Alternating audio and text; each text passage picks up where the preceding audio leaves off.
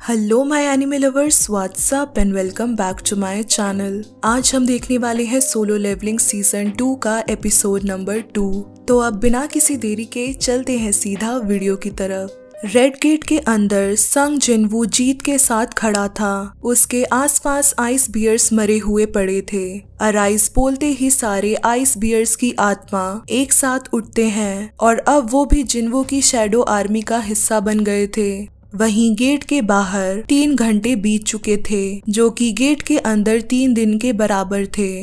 वांग डोंगसो, जो जिनवू से सामना करने के लिए बेताब था, वो इस इंतजार से चिढ़ने लगता है और कहता है कि अब तक तो वो रेड गेट के अंदर ही मर चुका होगा। जब उसे पता चलता है कि जिनवू और मैनेजर आहान के बीच कोई कनेक्शन है, तो वो अपना गुस्सा आहान पर निकालने लगता है, लेकिन बेक समय पर आकर उसे बचा लेता है। बेक गुस्से में अपने पंजे निकालता है, जिससे दोनों एस रैंक हंटर्स के बीच टकराव शुरू हो जाता है। दोनों ही इतने पावरफुल थे कि उनके अटैक से वहां जोरदार धमाका हो जाता है।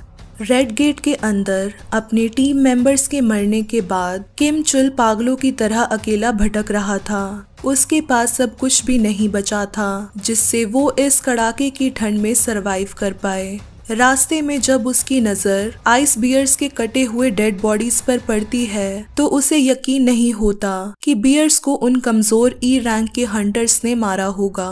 वो डर के मारे वहां से भाग जाता है, ये सोचकर कि इन बियर्स को पक्का आइस एल्व्स ने मारा होगा। गेट के बाहर वो जिनचुल दोनों एस रैंक हंटर्स के बीच में आकर ये खतरनाक लड़ाई रोक लेता है। वांग डोंगसो के गुस्से के बावजूद वो जिनचुल उसे साफ कह देता है कि उसने खुद 2 महीने पहले जिनवू के रैंक को इवैल्यूएट किया था। वो तब भी ई रैंक हंटर था और अभी भी ई रैंक ही है। उसके छोटे भाई की मौत डंजन के बॉस के हाथों हुई थी, ना कि उसका किसी ने मर्डर किया था। डोंगसो इस बात पर विश्वास नहीं करता, लेकिन फिर वो अपना शक दूसरे सर्वाइवर यो जिनहो की तरफ मोड़ लेता है। वो अपना कोरिया आने का असली मकसद बताता है, जो कि एक्चुअल में मारपीट करना था, ना कि कोई सबूत ढूंढना, जिसके लिए उसे अपने भाई की मौत का बहाना मिल गया था। रेड गेट के अंदर लो रैंक हंटर्स कैंप फायर के पास बैठे मजे से गरम खाना खा रहे होते हैं। किम चुल जब उन्हें देखता है तो पहले वो हैरान रह जाता है कि ये सारे जिंदा कैसे हैं, लेकिन फिर उसकी हैरानी गुस्से में बदल जाती है जब वो उनके पास जैकेट्स, खाना और टेंट देखता है। उसे शक होता है कि उन कमजोर हंटर्स ने इतनी सारी चीजें छुपा के रखी हुई थी। पार्क हीजिन को भी इस बात की खबर थी, जिसकी वजह से उसने इनके साथ शामिल होने का फैसला किया था। गुस्से में वो अपनी तलवार निकालकर उन पर हमला करने जा रहा होता है, पर जिनवू पहले ही वहां आकर बिना किसी मेहनत के किम चुल को एक ही वार में बेहोश कर देता है। लेकिन तभी जिनवू का ध्यान दूसरी ज्यादा खतरनाक चीज पर जाता है। आइस एल्व्स इनविजिबल होकर उन्हें छुप कर देख रहे थे। एल्व्स का लीडर घोड़े पर बैठकर सामने आता है और जिनवू को चिढ़ाने लगता है। हीजिन और सॉन्ग ही ये देखकर हैरान रह जाते हैं कि जिनवू मॉन्स्टर्स की भाषा में उनसे बात कर रहा है। ये बात खुद जिनवू के लिए भी सरप्राइजिंग होती है कि वो इन लोगों की भाषा को कैसे जानता है। एल्फ बॉस अपने दूसरे एल्फ साथी का इंट्रोडक्शन करवाता है, जिसने उसे जिनवू के बारे में बताया था कि एक ताकतवर ह्यूमन उनके इलाके में घुस गया है। वो एल्फ वही था जिसने शुरुआत में तीर से एक मेंबर को मार डाला था। एल्फ बॉस बताता है कि उसका साथी जिनवू के साथ 1-on-1 चैलेंज करना चाहता है। बॉस जब तक अपनी बात पूरी कर पाता, जिनवू पहले ही उस एल्फ की गर्दन काट देता है। बॉस जिनवू के इस डेयरिंग नेचर को देखकर काफी इम्प्रेस होता है और खुद उससे फाइट करने के लिए रेडी हो जाता है। लड़ाई से पहले वो जिनवू से सवाल करता है कि वो आखिर इन ह्यूमंस को प्रोटेक्ट क्यों कर रहा है। वो ये भी खुलासा करता है कि इंसानों को मारने के लिए उसे अंदर से आवाज सुनाई देती है, लेकिन अभी उसे जिनवू को मारने के लिए वो आवाज सुनाई नहीं दे रही। इस बात से जिनवू के अंदर नए सवाल पैदा हो जाते हैं जो उस सिस्टम से जुड़े हुए थे जो उसे कंट्रोल कर रही थी। जिनवू को मारने के लिए कोई आवाज ना आने के कारण बॉस एल्फ उससे समझौता करता है कि अगर वो बाकी के इंसानों को उसके हवाले कर देगा तो वो उसे यहाँ से वापस जाने देगा। जिनवू उससे सवाल करता है कि आखिर वो कौन है और वो इंसानों को नुकसान क्यों पहुंचाता है। बॉस एल्फ इस सवाल का जवाब देता है, लेकिन तभी सिस्टम में ग्लिच के कारण जिनवू उसके जवाब को सुन नहीं पाता। एल्फ दोबारा अपना ऑफर दोहराता है, लेकिन जिनवू बिना किसी हिचकिचाहट के उसका ये ऑफर ठुकरा देता है। एल्फ उसे चेतावनी देता है कि वो अपने इस फैसले के लिए पछताएगा, क्योंकि उसके पास एल्व्स की पूरी आर्मी है जिनका सामना वो लोग नहीं कर सकते। जिनवू इस बात पर हंसते हुए अपनी शैडो आर्मी को भी जगा देता है, जिनमें अब आइस बियर्स भी शामिल हो चुके थे। बियर्स को देखकर बाकी के हंटर्स कंफ्यूज हो जाते हैं कि ये उनकी साइड है या फिर एल्व्स की। हीजिन समझाती है कि ये सारे शैडोज हैं और जिनवू इन सब का मास्टर। एल्व्स आर्मी और शैडो आर्मी के बीच में जंग शुरू हो जाती है। जब बाकी के हंटर्स अपनी जान बचाने के लिए कवर लेने के लिए जाते हैं, 3 एल्व्स पीछे से उन पर अटैक करने की कोशिश करते हैं, लेकिन जिनवू टाइम पर आकर उन्हें मार डालता है। फाइट के दौरान जिनवू समझ जाता है कि बेशक से उसके शैडोज इमॉर्टल हैं, पर वो माना से चलते हैं। माना की कमी के कारण आइस एल्व्स उसकी शैडो आर्मी को हरा सकते हैं। एल्फ बॉस भी जिनवू से ज्यादा पावरफुल था, जिस वजह से उसे हराना भी एक चैलेंज था, जिसके लिए जिनवू को कोई दूसरा प्लान ढूंढना था। एल्फ बॉस अपना नाम बारका बताता है और बदले में जिनवू का नाम भी पूछता है। इंट्रोडक्शन के बाद दोनों के बीच भयंकर टकराव शुरू होता है, जिसमें दोनों ही तरफ से बराबरी की लड़ाई होती है। इस लड़ाई के बीच किम चुल होश में आता है और सोचता है कि ये जिनवू पर हमला करने का सही वक्त है। जिनवू अब दोनों तरफ से मुसीबत में आ चुका था। एक तरफ बारका उस पर हमला करने के लिए दौड़ता है, दूसरी तरफ से किम चुल। बारका देखता है कि उसके सामने एक नया शैडो आ गया है जो काफी बड़ा और स्ट्रॉन्ग है।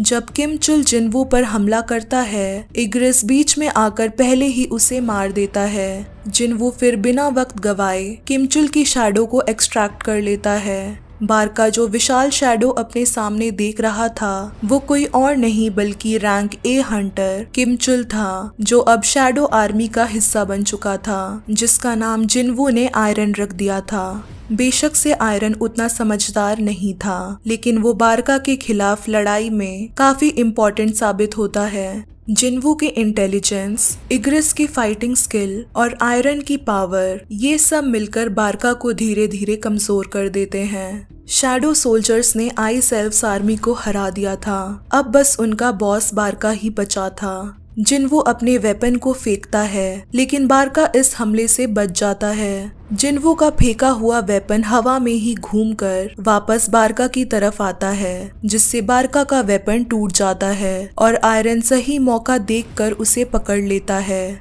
अपनी पूरी ताकत लगाकर बारका आयरन के चंगुल से निकल जाता है, पर जिनवू इनविजिबल होके उसे वेपन से मार देता है। आयरन भी अपने विशाल हैमर से बारका पर वार करता है, जो उनकी जीत को कंफर्म कर देता है। जंग खत्म होते ही लो रैंक हंटर्स चैन की सांस लेते हैं। बॉस को हराने के बाद बाहर निकलने का गेट दोबारा अपीयर होता है। बाहर बेक युनहू और मैनेजर अहान देखते हैं कि रेड गेट वापस से ब्लू हो गया है। बेक ये देखकर खुश होता है कि किम चुल ने आखिरकार बॉस को हरा दिया है, लेकिन उसको जल्दी ही शॉक लगता है जब अंदर से सारे लो रैंक हंटर्स निकलते हैं। अहान को खुशी होती है कि उसने जिनवू की ताकत पर विश्वास रखा था, जबकि बेक को किम चुल की मौत पर विश्वास नहीं होता, क्योंकि वही सबसे हाई रैंक था। बेक को भी हुआंग डोंगसो के कारण जिनवू के लिए शक पैदा होता है। वो उससे सवाल पूछना चाहता था, लेकिन जिनवू उसे मना कर देता है। इस रिजेक्शन से गुस्सा होकर बेक पीछे से जिनवू के कंधे पर हाथ रखता है। गुस्से से बेक ने अपने क्लॉज निकाल लिए थे और उसकी आईज भी रेड कलर की शाइन कर रही थी। जिनवू भी गुस्से में पीछे पलटकर जवाब देता है कि बेक को अपने गिल्ड के हंटर्स की जान बचाने के लिए उसका आभारी होना चाहिए, ना कि उसे एटीट्यूड से सवाल करना चाहिए। जिन्हू की बात सुनकर बेक अपनी भूल को स्वीकार करता है और उससे ऐसे बात करने के लिए माफी मांगता है। जिनवू और सोंगी के जाने के बाद बेक हीजिन से सवाल करता है कि यह आखिर कौन था जो इतने गुस्से में बात कर रहा था। हीजिन बताती है कि पहले तक तो सब ठीक था, लेकिन बॉस मॉन्स्टर को हराने के बाद से उसका मूड खराब है। बेक युनहू को लगता है कि शायद थकान की वजह से उसका मूड खराब हुआ होगा। वो इंसान बेकार नहीं लगता। बेक अहान को ऑर्डर देता है कि उसे इस पावरफुल हंटर को अपनी गिल्ड में रिक्रूट करना होगा। घर लौटते वक्त जिनवू रेड गेट की परेशानी के बारे में सोचता है। बारका को हरा के उसने उसका हथियार ले लिया था, पर वो उसके शैडो को एक्सट्रैक्ट करने में नाकामयाब हुआ था।